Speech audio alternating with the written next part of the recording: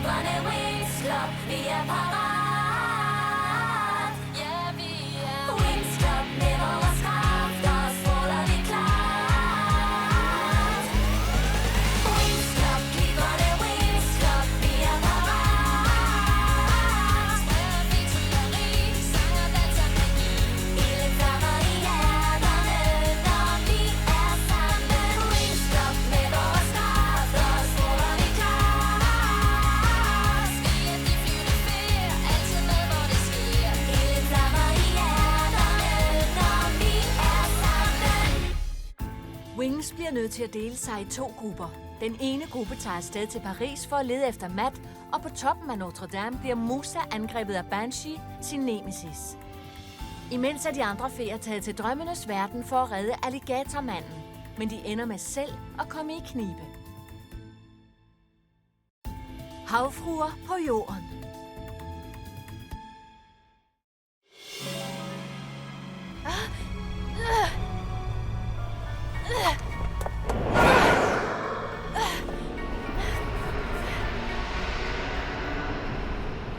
Du har ikke vundet over mig endnu.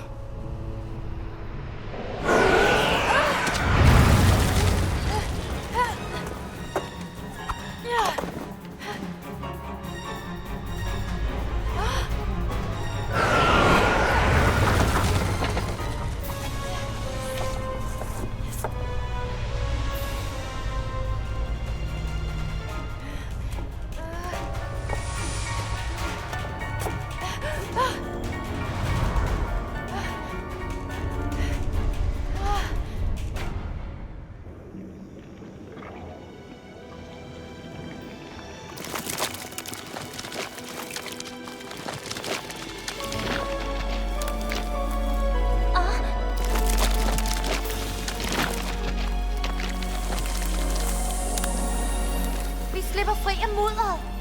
Layla bruger sine kræfter til at kontrollere væskerne.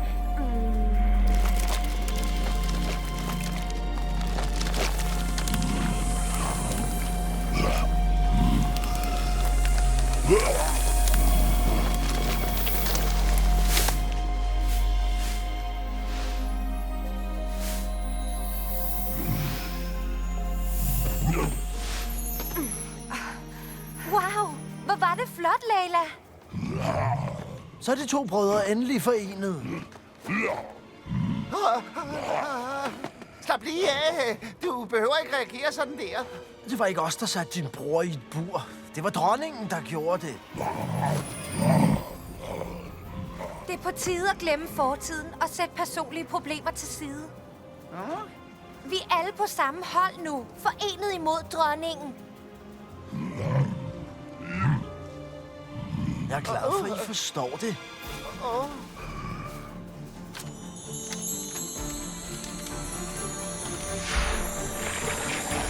Her er vi, med 2 nye værdifulde allierede mod vores fælles fjende. Det skal nok gå. Okay, så kan vi tage tilbage til jorden. Vi skal finde Peter Pans søn. I jagter en umulig drøm, men drømmenes verden er i problemer lige nu. Når dronningen ser Matt, vil hun igen blive den gode fe, hun var engang.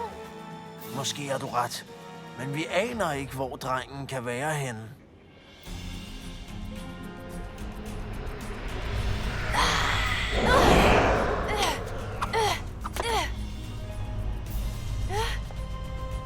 Må vi lege med?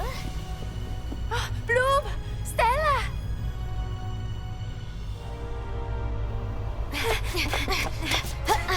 Bloom! Nej!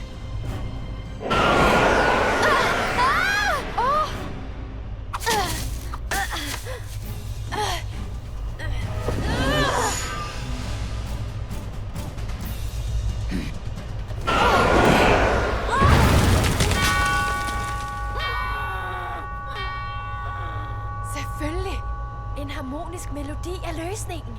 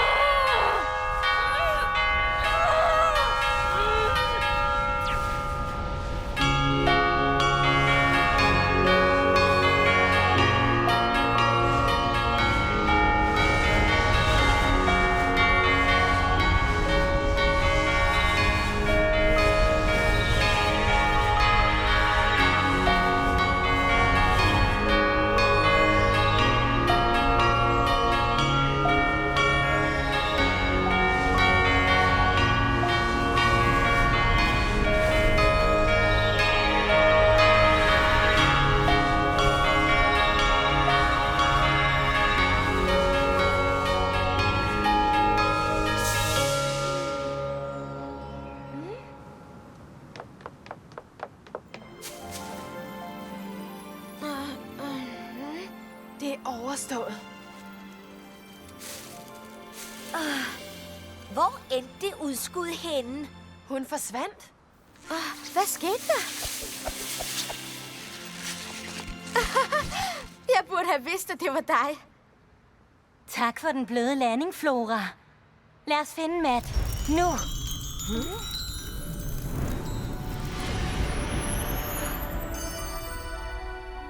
Wings. Drømmenes verden skal bruge jeres hjælp endnu en gang. Jubi! En ny mission!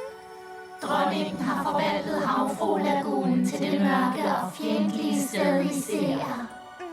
3 havfruer er sluppet ud. De har fundet sig til rette i den by, I er i nu. De kan antage menneskeskikkelser og fortrylle folk, bare for at more sig. Jorden kan ikke huse dem. Vi bliver nødt til at sende dem tilbage så hurtigt som muligt. Jeg har en idé. Bare stol på mig.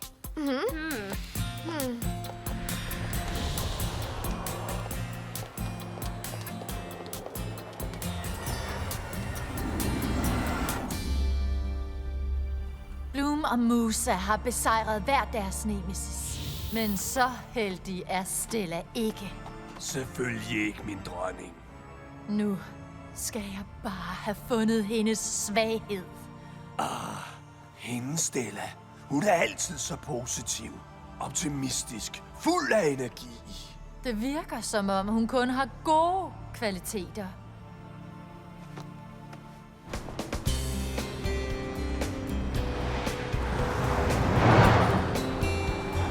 Jeg vil vise jer, hvordan en havfrue tænker og bevæger sig. På den måde kan vi gætte, hvor de gemmer sig og finde dem. Lad os gøre det inden fra vores Wings mobil, så vi ikke bliver jagtet af vores fans. Nej da! Vi gemmer os blandt publikum, så de ikke ser os. Er I klar til et afslappet look?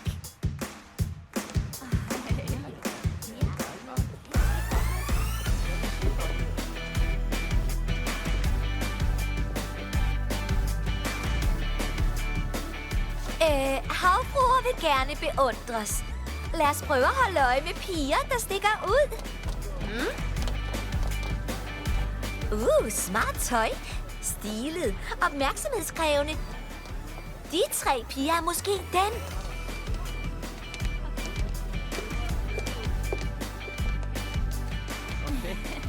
Nej, en havfrue vil aldrig undgå vand sådan der.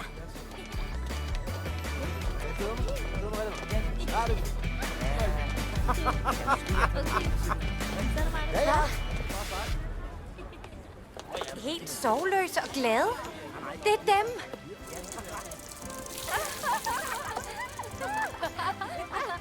Jeg tror, du har ret, Flora. Nej, hun kan ikke lide vand. Jeg havde næsten ret. Hvad interesserer en havfrue sig for, Stella? At være charmerende, fortryllende og blive rost. Det minder mig om en, jeg kender. Nå, ja.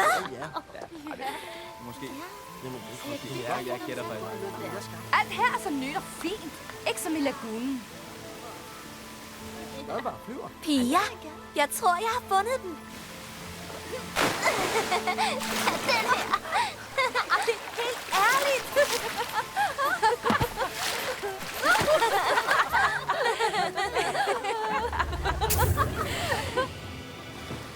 Leg med os.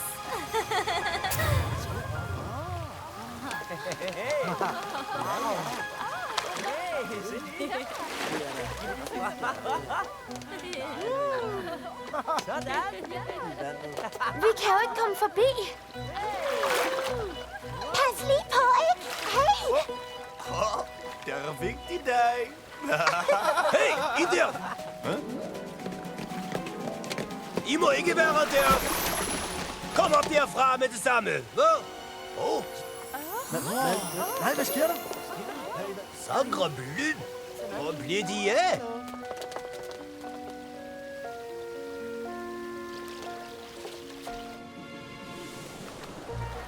Havfruerne har teleporteret sig hertil gennem vand. De er til fest. Men hvor? Tænk, tænk, tænk!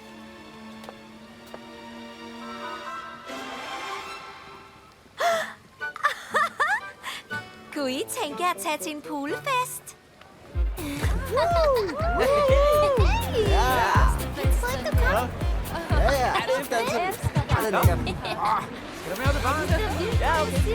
Mange DJ'er.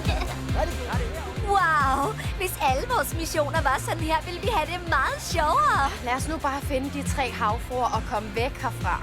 Der er alt for mange mennesker, og musikken er hæslig. Lad os dele os.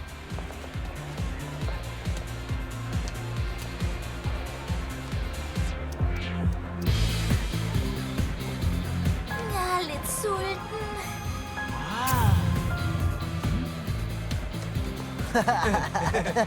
Her. Jeg tager den her. Du vil ikke kunne spise så stor en kage. Wow! Jeg elsker jordbærsmoothies. Gå hen i baren, Smukke. De har masser.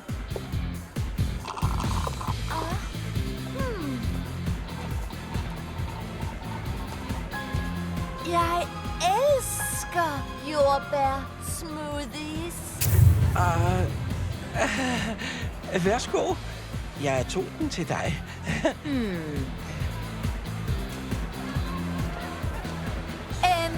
Må jeg hænge ud med jer? Jeg kan ikke finde mine venner, og det ser ud som om, at I har det sjovt her. Din stemme er så gennemtrængende. Du sprængte næsten min trommehinde.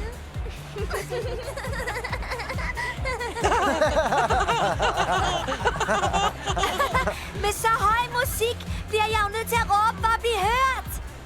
Jeg ville ønske, at musikken var endnu højere. Så behøvede vi det mindste ikke høre på dig.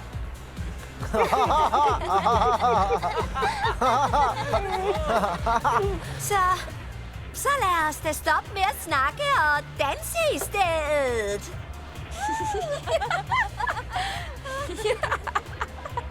Danse med dig? Har du overhovedet set dig selv i spejlet?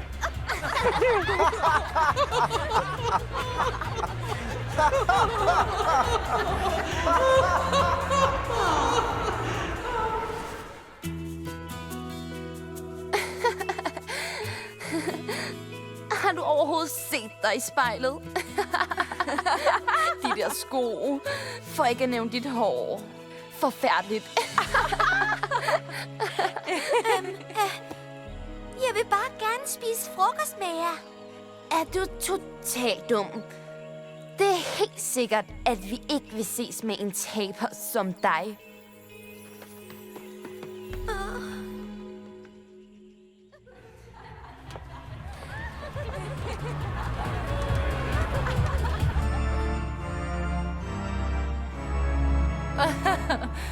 Endelig.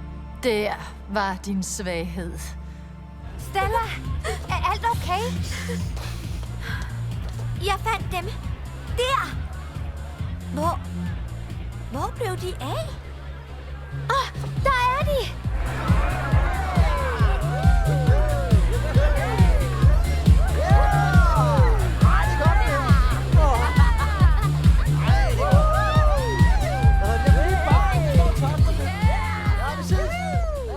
Hvad skal vi så nu gøre? Vi kommer aldrig tættere på. Den klarer jeg.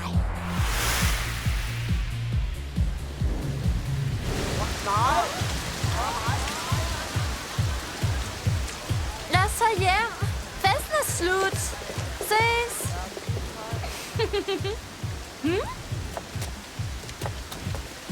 Det passer ikke.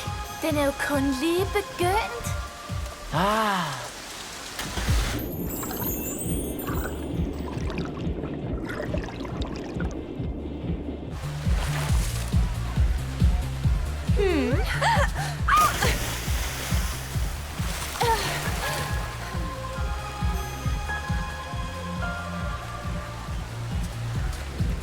Hey, du har ret. Vi er jo trods alt til poolfest. Alle sammen i poolen!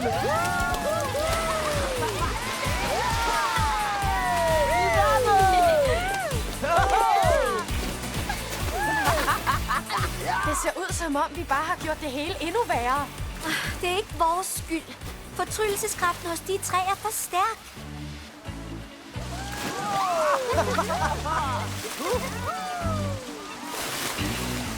Hey, det var slet ikke skidt.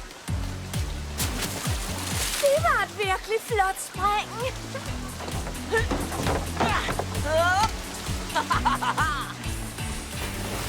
Sikke en god idé.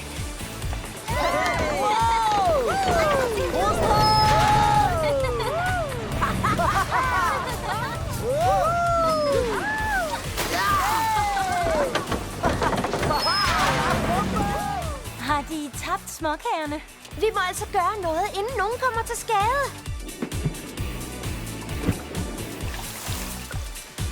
Den her musik er forfærdelig. Lad os chokere festen, her DJ. Okay? Lad os chokere den her fest.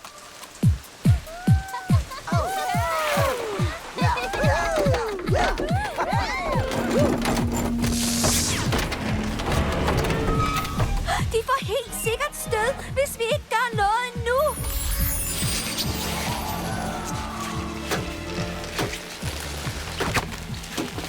Jeg kan ikke holde dem meget længere. Vi må have dem alle sammen op af vandet med det samme. Ja, men hvordan? De er alle sammen hypnotiseret af havfruerne. De kommer aldrig til at lytte til os.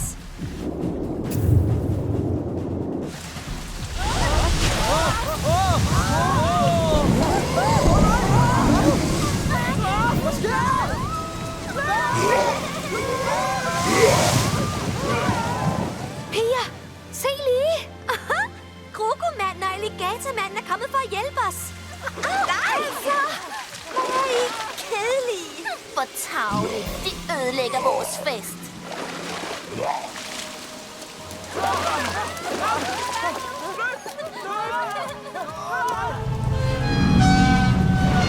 Nej! Vi nåede det lige.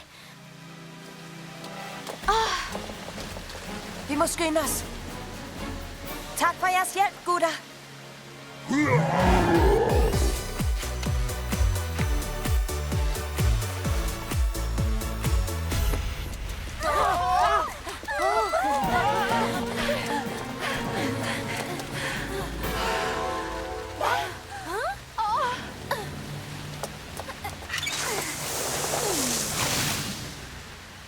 De feer! Dronningen må sende den for at tage os med tilbage til lagunen. Skynd jer nu. Kom så.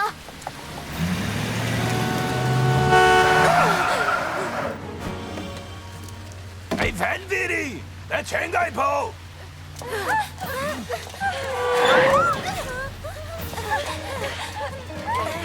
Undskyld. Hey, pas lige på, ikke?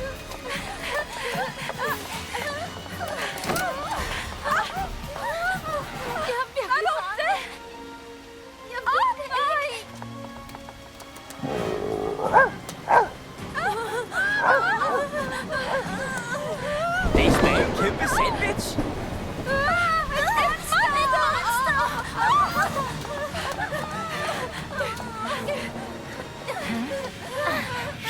Jeg stopper dem.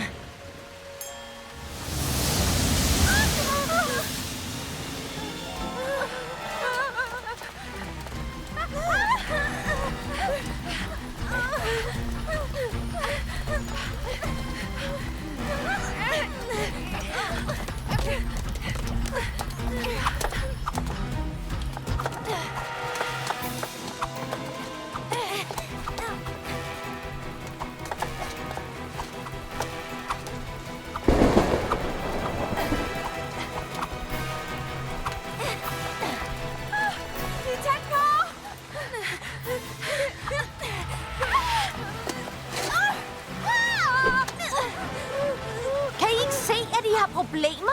Det her er ikke jeres verden. Sig til jeres dronning, at vi aldrig vender tilbage til lagunen. Au! Min ankel gør ondt.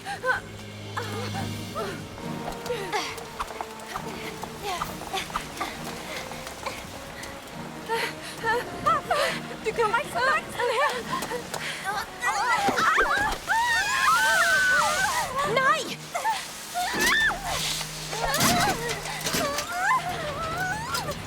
Hold fast!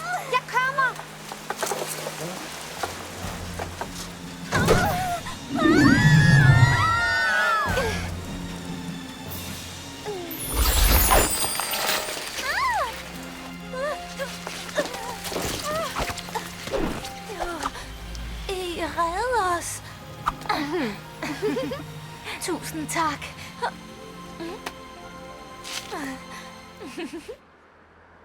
Vi ville ikke forvolde problemer. Vi troede, I var dronningens allierede. Vi finder Jim og tilbyder ham vores hjælp, som I foreslog. Jo flere vi er, jo stærkere står vi mod dronningen. Tak for alt det, I har gjort for os. Okay, og nu? Vi må lede efter Matt igen. Okay, jeg vil forsøge at opfange hans stemme med min lydharmonibesvægelse. Men jeg skal bruge fuldkommen stillhed. Ringer jeg tilbage lige straks? Jeg har fundet ham.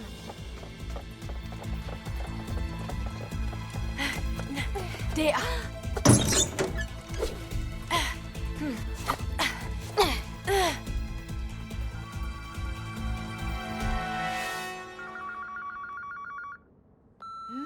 Hvad? Det er Matt. Jeg er ikke hjemme. Læg venligst en besked, og så ringer jeg tilbage lige straks. Det ser ud, som om vi bare har fundet Matts lejlighed og hans telefonsvar. Altså, hvis Matt er en stille og lidt genert fyr, så bliver det overhovedet ikke nemt at finde hans stemme i Paris.